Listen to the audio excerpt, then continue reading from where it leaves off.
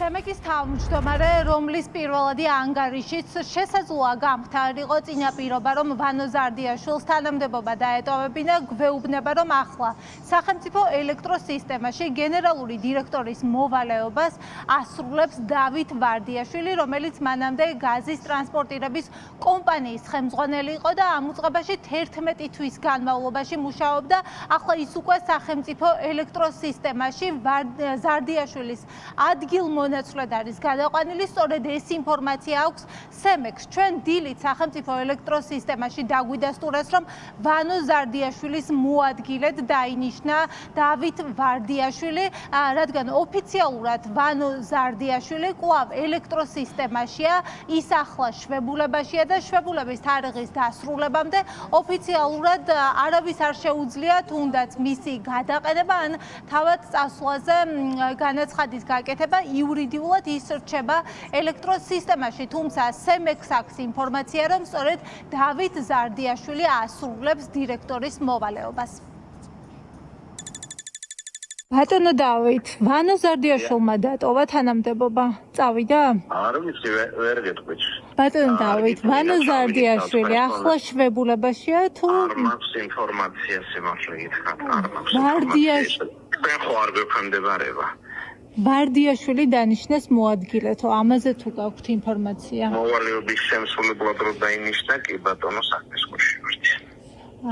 და საკადრო ცვლილება იქნება თუ არა, არ იცით?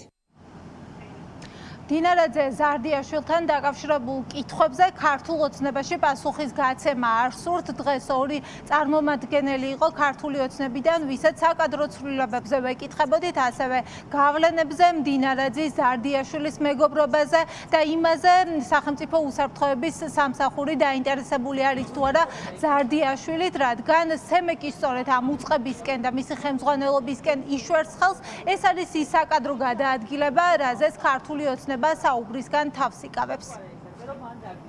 მე არა ვარ იმ სამზარეულოში, სადაც ასეთ ჭორების გენერაცია ხდება.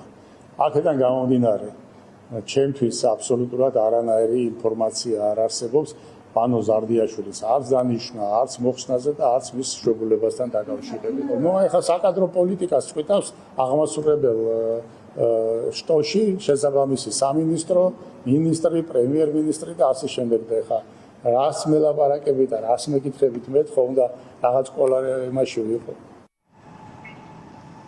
ორდღიან ჩაბნელებასთან დაკავშირებით ელექტროენერგიის გათიშვაზე სემეკი ხელს იშვერს სწორედ სახელმწიფო ელექტროსისტემისკენ, როგორც პირველად დასკვნაში ისინი წერენ, უუნარო აღმოჩნდა ელექტროსისტემა და გაუმართავი ინფრასტრუქტურის გამო ვერ შეძლო ის, რომ 2 დღე მიყოლებით მთლიანი საქართველო არ ჩაბნელებულიყო, როგორც სახელმწიფო უსაფრთხოების სამსახურში გვეუბნებიან, საბოტაჟის მუხლით დაწყებული გამოძიების ფარგლებში ენერგეტიკის სფეროს წარმომადგენლებს გამოკითხვაზე იბარებენ, ზუსტად ამას გვიდასტურებენ ელექტროსისტემაში მომუშავეები, რომ მათი თანამშრომლები უსაფრთხოების სამსახურმა უკვე გამოკითხა.